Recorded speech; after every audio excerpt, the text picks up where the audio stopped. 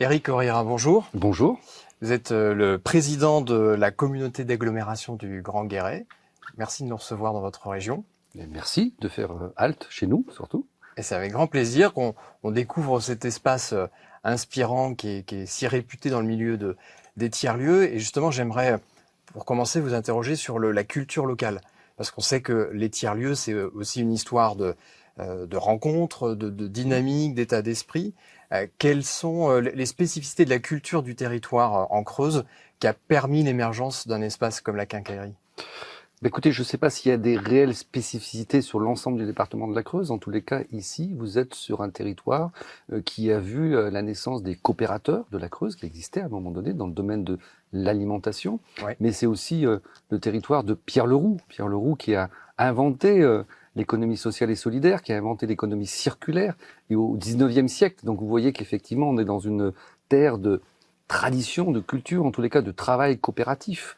Donc tout ceci s'est peut-être effiloché au fil des ans, mais voilà, il reste encore ce terreau, ces gènes-là, et peut-être que c'est ça qui finalement nous porte et nous incite à un moment donné dans des territoires aussi qui sont des territoires en déprise, il faut le dire. Donc nous comptons d'abord sur nous-mêmes pour effectivement donner une nouvelle dynamique à ce territoire, et donc pour compter sur nous-mêmes, il faut être au minimum plusieurs, quelques-uns, hein, et c'est comme ça qu'est née cette initiative qui marche. Alors parfois des choses marchent, c'est pas toujours pourquoi, si on a fait en sorte qu'elle marche, mais en tous les cas, on continue de la même manière que nous avons commencé, en s'adaptant, en écoutant, en co-construisant, et c'est effectivement une marque de ce lieu.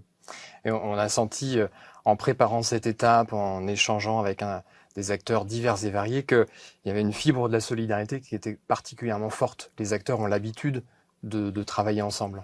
Il y a une fibre de la solidarité, c'est clair. Des acteurs ont l'habitude de travailler ensemble. On trouve souvent aussi parfois les mêmes acteurs dans des structures différentes, mais parce que nous sommes un territoire de 118 000 habitants seulement, et l'aglo 30 000 habitants. Donc effectivement, parfois on peut être dans plusieurs associations différentes, mais je dirais que c'est aussi un territoire qui a une fibre humaine. Ouais. Et c'est ça qui nous intéresse. C'est-à-dire que comment on replace l'humain au cœur de nos préoccupations. Et ça, c'est effectivement quelque chose qui nous anime beaucoup, parce que dans un monde où on le voit bien, l'humain a laissé la place parfois à la machine ou à un économisme complètement débridé, ultralibéralisme. C'est pas nous ça. Comment on revient à une dimension humaine dans nos relations, dans notre économie, dans la façon dont on vit entre nous, c'est ça qui nous intéresse. Donc on a remis l'humain au cœur de nos préoccupations. Très bien. Et la Quincaillerie, c'est aussi un espace qui a pu naître par le soutien de la communauté d'agglomération. Quel a été, vous l'avez un petit peu évoqué à l'instant, mais quel a été le point déclencheur qui a permis d'investir? Parce qu'à un moment donné, il s'agit surtout de mettre aussi les moyens de ces ambitions. Quel a été l'élément déclencheur? À quel moment les fonds ont pu être débloqués? C'est d'abord parti d'une idée, d'une ambition partagée et d'une rencontre, je dirais, entre le président que je suis et Baptiste Ridoux, qui est le concierge aujourd'hui de la Quincaillerie. Ouais. Et effectivement, ce feeling partagé pour qu'est-ce qu'on fait pour notre territoire, comment on essaie de changer les choses, comment, encore une fois, je l'ai déjà dit, mais c'est important, on replace l'humain au cœur de nos préoccupations, donc, mais en tenant compte aussi des aspérités du moment.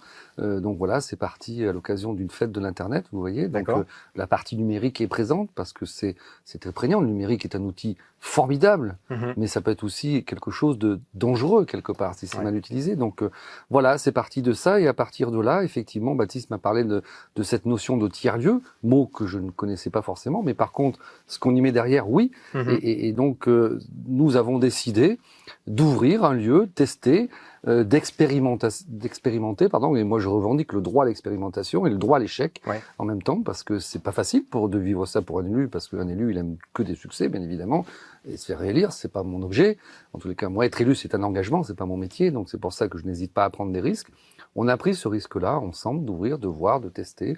Il s'est passé plein de choses à ce moment-là, parce qu'on a fait revenir le citoyen. Et non seulement il a pu prendre la parole, mais on l'a écouté aussi. Donc après, eh bien, la collectivité a mis des moyens. Ça a toujours été voté à l'unanimité, effectivement, les moyens qu'on a pu mettre.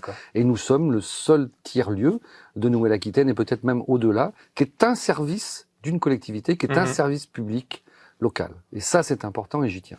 Ouais. Donc là, on est vraiment dans le concept de commun à l'état pur et la volonté donc de réappropriation qui est le thème de cette étape. Absolument, vous avez tout dit. Et comment parfois aussi on réécrit des politiques publiques quand elles sont un peu défaillantes ou qu'elles ne correspondent pas à l'objectif que l'on voulait initialement. On écoute les gens et on peut effectivement aussi changer un certain nombre de choses. Donc vous êtes ici effectivement dans un lieu de co-construction avec la population. Mais il faut toujours élargir parce que c'est un combat, une pédagogie permanente. Parce que, encore une fois, pour des élus, c'est une prise de risque. Voilà. Mais moi, je crois fondamentalement, que l'avenir des territoires passe par des coopérations entre le monde associatif et des élus locaux. Voilà. Il ne faut pas attendre d'en haut. À nous de nous prendre en charge. Et à l'échelle de l'agglomération, au-delà de l'initiative de la quincaillerie, par rapport à l'idée et l'ambition de départ, la vision, aujourd'hui, l'aventure en est où en termes d'essaimage et quelles sont les envies et surtout les objectifs à 2, 3, 4, 5 ans? Alors écoutez, l'aventure, c'est une belle aventure, mais qui continue. Il y a toujours un fil commun par rapport à l'idée originale, mais après qui a cheminé justement en écoutant les gens, et cet outil a grandi, ne serait-ce que, vous voyez, nous sommes ici dans un lieu qui n'était pas le lieu d'origine. Donc nous avons aménagé un nouveau lieu que nous avons acheté en tenant compte des besoins des gens qui y travaillent, qui viennent, parce qu'il y a un tiers-lieu, il y a un espace de coworking, il y a un Fab Lab, il y a tout ça, donc on tient compte des différents usages du tiers-lieu. Ce lieu est évolutif, et donc, mais il y a toujours cette fibre, bien évidemment, qui était là d'une manière originelle. Et après, nous travaillons actuellement pour réfléchir comment éventuellement ce tiers-lieu peut devenir une SIC, parce que je suis très attaché au fait que ce lieu perdure avec une certaine autonomie, parce que je ne serai pas président à vie. Moi, je permets à ce lieu, effectivement, même si c'est un service public d'une collectivité, de travailler d'une manière autonome, voilà, au sein de la collectivité.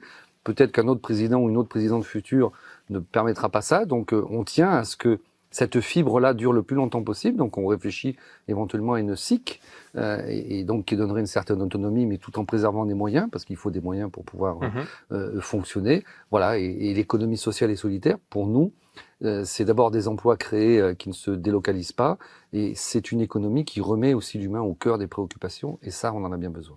Merci beaucoup, Éric O'Hara. Merci à vous.